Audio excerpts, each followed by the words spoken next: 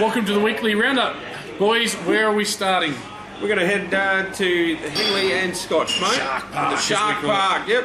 And the final score was the Sharks. Henley, 16 goals, 13, 109, defeating Scotch, 5 goals, 434. I'll take the Henley, you take the Scotch. How's that sound? I've got the Henley, so we've got Curry. Okay, you ignored me. It's got a bit of Curry. Henley, we've got Curry with 6, Redden with 3, and quite a few other individual goal scorers there.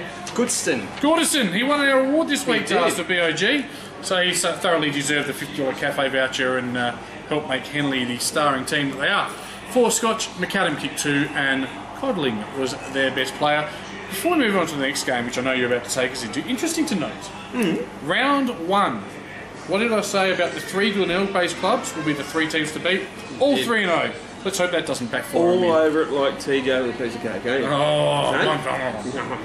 Definitely no surprise there, but Scotch are in all sorts of trouble now. Yes. They're in deep Barney rubble, mate. Struggling big time in Div 2, so... Yep. Another team that was really struggling was Broadview, but they had a much improved performance, but at the end of the day you judged on wins and losses, and well, they didn't win. No. So tough titty said the kitty. Yep. But they were up at quarter time, half time and 3/4 time, only to be overrun by Old Iggy's. Where was it? It was at Park 25 or Hunter Park. Old Iggy's 14-9, 93. Broadview 12-10, 82, an 11-point win there. And for Old Iggy's, Ortler kicked 5, Big 2, and a heap of other blokes with singles. Big's his name, isn't it? Yeah. Sorry? Big's Is it Big 2? Yeah, Big 2. Big's kicked 2. Remember I got in trouble for saying big last week? He did. Yeah. There you go, Bung. Ortlep and Christopherson in the best there for Old Iggy's, and for Broadview, Das. We've got Sharon with 3 and Hines with 2, and again quite a few other individual goal scorers there. And best players was South, Nurton and Drogamalla. So we see Broadview still haven't won a game yet, which is one of the powerhouses in amateur league. But to their credit, you have to. It's a lot better showing this week, really. Like Jacko might have a few things on track, I think. Let's hope things turn the corner. Percentage not too bad, 36 and only Jets and that 38, 32. So it's around the mark on percentage wise. So you know, Might have to quit his radio show and concentrate on coaching. Maybe he might have to put a bit more time into Saturday mornings. No, he does a great job, Jacko. Yep. Sacred Heart, 14-12, one of those teams we spoke of, 96, Undy Mercedes, or Undy McKees, as Trevor often said. 7-8, 50. Sacred Heart College Oval, beautiful place to play football, 46-point win. For the Shockers, it was Kakudo with 5. Shawnee Tappy, as he calls himself, you know what his nickname is? Tappy. That's what he calls himself, Tappy. Married over summer, it's obviously done him well. Yep. Angel was the best player with Forster. For Undy Mercedes, mate, goal kicker. Walk with 4 and obviously and he was their best player. Fantastically done, Darcy. You were tighter than a tight bottle cap lid. Alright, just a really horrible metaphor, that one. You were just... I don't know what's going on. Sacred Heart, I mean, on top of the ladder. I know it's only a few games in, but only Jets probably struggling coming down division, so... Yep. Just see what happens in the next few games. Yes, only Mercedes will need to lift in a hurry, but they don't seem to have too many answers. No, right. Another team that's really struggled and started slowly. Pembroke went down to Gazer at Clemson Oval. It was Gazer 15-18, 1 away. Pembroke 6-5, 41. It's 33 scoring shots to 11. That's 22 more scoring shots. You can't win. Evans, as usual, kicking his goals with 3. Jimmy Allen, a goal. Canny, their best player, but a good spread from Gazer. Clark with 5, Bioli with 3, and Papa Christos with 2. Oh, nice. Heinz, Stevens, and Radetti in the best there at Gazer. Yeah. And a bit of a return to form for Steve-O. Saw him win your voucher this week, didn't it? It did, but you look at that though, you look at their results, 5 goals down at quarter time. You've got a lot of work to do. Could have been 10. Yeah, it should have been 10. But there was no crazy breeze or anything. No, you've got a lot of work to do, so... Yeah, effectively you could argue 40 points at half time. You can win from 40 points down, but not 1 in 100. So, yeah, it's a long way back. The step up from 3 to 2 is proving to be a bit too much at the moment. Yeah, you know what? You win a premiership, you don't get rid of your coach. I think maybe they've created some of their own problems here. Yep. I'm not in the inner sanctum of Pembroke. I don't have any close friends. A couple of guys at Pembroke. No one close to me. No one shares any secrets with me, but they've made some changes that haven't worked. So the whole jump from 3 to 2, it's a big jump in every grade. The biggest jump is 2 to 1. The jump is probably naturally progressively bigger as you go up, but And you hear things like the jump from C2 to C1. So, shut up. You hear things like that, or the jump from 7 to 6 nosy. Oh my god, come on. The jump from 2 to 1 is huge. The jump from 3 to 2, it's not as big. They've made some mistakes, I reckon. So, but they're 1 and 2. Season's not over. No. But a bad loss. Yes. I'll get off their case now. Yeah, come on.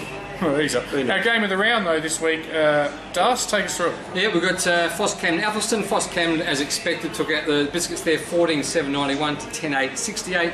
Goal scorers Foss Camden, Underwood with 5, and as he would be, he got the best player as well. Interestingly enough, he was the one. So Athelston did take the lead at quarter time. It was fairly even at 3/4 time. It was only 3 goals of difference. Underwood actually kicked the last 3 goals of the game, so he kind of put the icing on the cake. Athelston got within a goal, but kicked the last 3, and we sealed the game for him. Yeah, for Athelston, Sykes with 4, Randa with 2, Tarka with 2 as well. Stewart, Durden, and Sheedy in the best there with the Raggies. And what the Sunday Mail wouldn't tell you if that's what you check results on, is that Athelston did fight back and hit the front in the last quarter. So Foss Camden, again, good teams find a way. So, and they have a few issues up at Athelston at the moment as well in there. Financial issues, not on-field issues. They're doing great things this year on field. Yeah, so which is a shame. And look, we're not breaking a news story here that's been all over the news. A debt there, and they've got to get support, and they can't go out of business. I've had lots of that. It'd be an absolute Painter's rival tragedy to lose a club like that. They've been there since the 1920s, Athelston. Yeah, that's where we got the raggies from, because they used to wear the old raggy Guernseys back in the day. The potato sacks, yeah. One of the oldest clubs in the league, must be made to survive. I've watched Wingfield, Ovingham, who are around from 1908, died just after their centenary. Sick of it.